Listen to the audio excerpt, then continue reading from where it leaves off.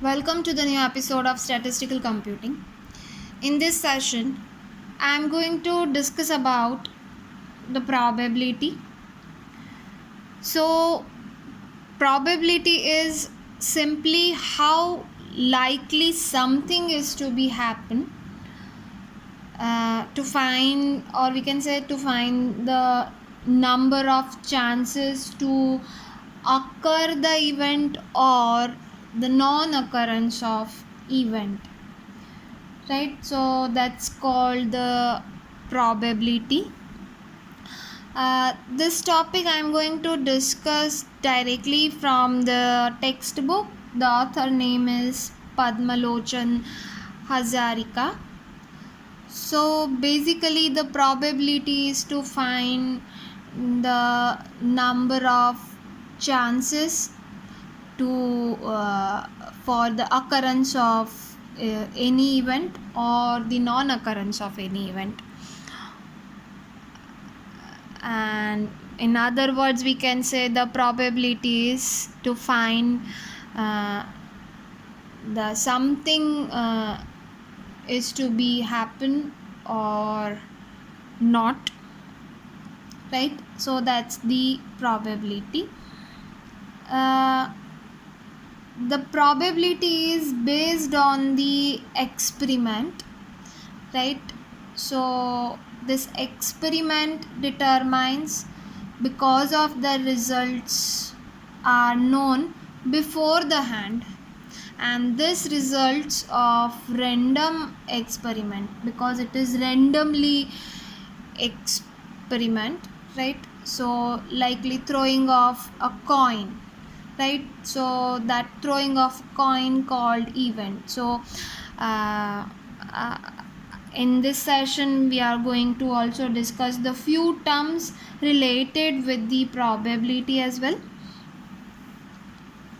So let's see the usefulness of the probability. So the probability is the theory. So uh,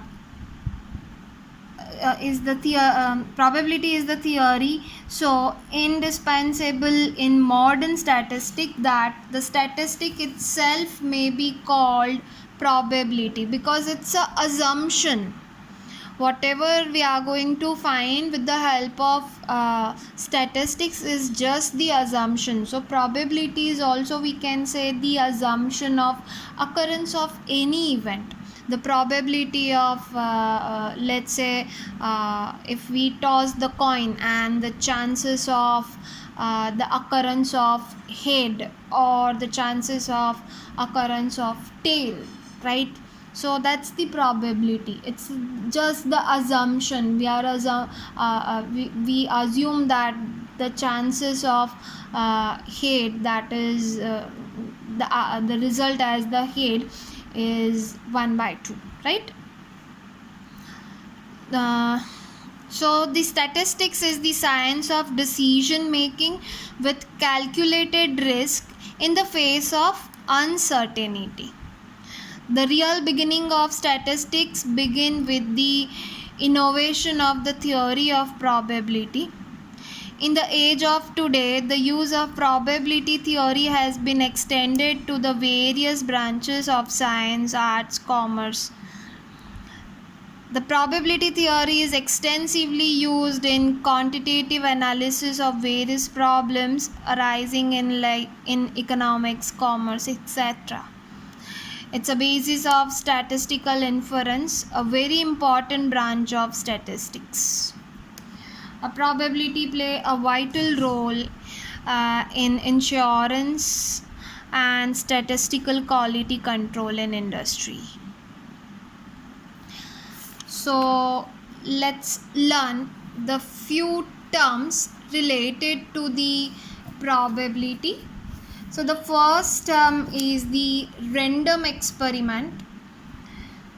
If the result or the outcome of experiment conducted again and again under the same condition may be any one of the possible case associated with experiment, then experiment is called random experiment.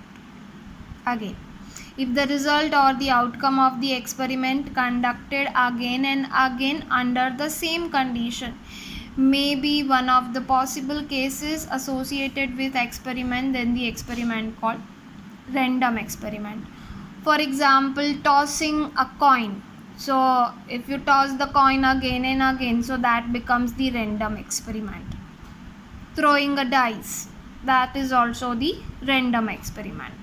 And the outcomes are like, for the coin is head or the tail, and for dice is number 1 to number 6. The next is trial and the event. The task performing a random experiment called trial, and set of outcomes of random experiment is called event. So let's say the number of tasks. So to throw the coin, the first task, first time if you throw the coin, the first task. Then the second time if you throw the coin, the second task. The second trial, you can say first trial, second trial, right? And the set of outcomes. So the outcome of the coin is head or tail. So 2 events, event let's say A for head, B for tail, right? So that's the random experiment, trial and the event. I hope you people are clear with this 3 terms. The next is the favorable cases. The outcome of random experiment, which is implied the occurrence of event, are called favorable cases to the event. The outcome of random experiment, which implies the occurrence of event, is called favorable cases. For example, let's throw the coin and find the probability or find the chances of occurrence of head. So you are trying to find the event for the head event, right? The head counts, right, as the result. So the head event is your favorable cases, when the tail is your unfavorable cases, because you want the head as the result, not as the tail, right? So that becomes the favorable case. Equally likely event. 2 or more events associated with random experiment are said to be equally likely if neither of them occurs in preference to other. The 2 or more events associated with random experiment. So for tossing coins, we have 2 events. Event A, head, event B, tail. For throwing a dice, 6 events, right? 6 sides for dice, right? So the these are the events. But equally likely events is said is equally likely when the neither of them occurs in preference. There is no preference. If you toss the coin first time, that the chances of head, or after that the chances of tail, there is no preference, right? So that is called the equally likely event. No dependency on any other event is called equally likely event. Mutually exclusive event. 2 or more events associated with random experiment are said to be mutually exclusive if they are such that when one occurs, other cannot. Again, 2 or more events associated with random experiment, and it's said to be mutually exclusive if they are such that when one occurs, the other cannot occurs. Again, the case of the tossing the coin, if head occurs, the tail cannot, and if tail occurs, head cannot. So again, these 2 events, head and tail, are mutually exclusive event as well as equally likely event. Then exhaustive event. 2 or more events associated with random experiment are said to be exhaustive if they include all possible outcomes of experiment. Thus, if a set of events are exhaustive, then any of them is sure to occur. Again, two or more events associated with random experiments said to be exhaustive if they include all possible outcomes. And thus, if set of events are exhaustive, then any one of them is sure to occur. Again, the case of tossing a coin, the events are event A and B, head and tail, are exhaustive event because both are the possible outcome. Any one of can be surely occur as the trial of any random experiment, right, we can say. So these two events are also the exhaustive event, right. So these are the few terms that I want to discuss which is related with the probability, that is random experiment, trial and event, favorable cases, equally likely event, mutually exclusive event, and the exhaustive event. Now the next thing that I want to discuss with you, that is the classical or the modern approach to the probability. So the classical, mathematical, or we can say a priori approach to the probability, let's see the definition.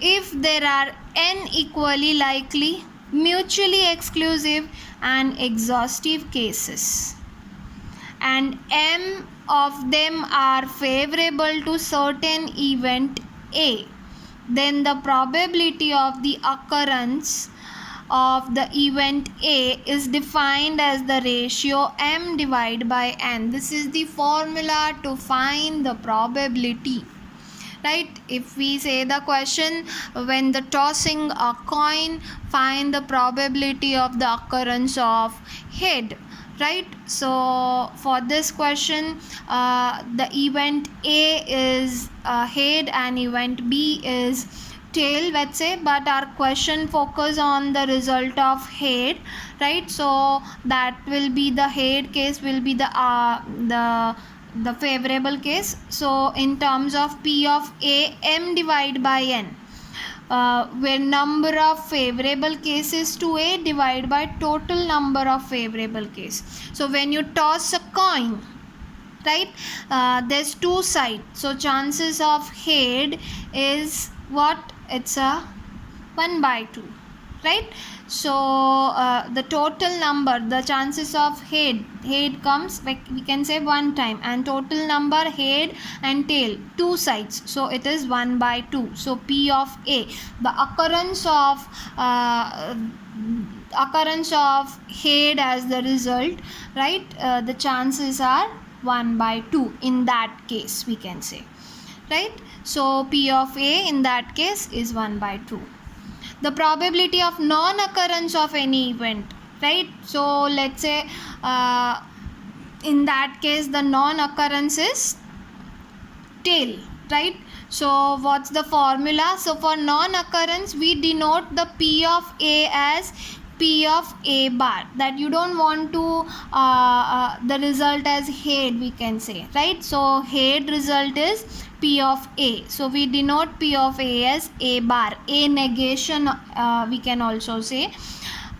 So number of unfavorable case, so that is also 1, and total number of favorable cases 2 for tossing a coin. So again our result is same in case of tossing a coin, 1/2, right. But here we'll consider as unfavorable case, so n minus m divided by n.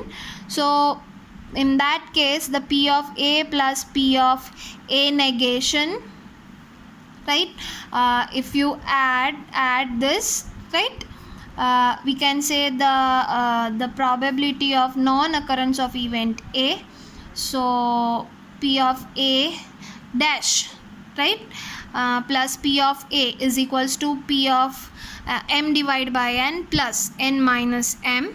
So this m divided by n gone, and this also last term n divided by n gone. So n by n is equals to 1. So we can say it's a rule, p of a plus p of a negation is always 1, right?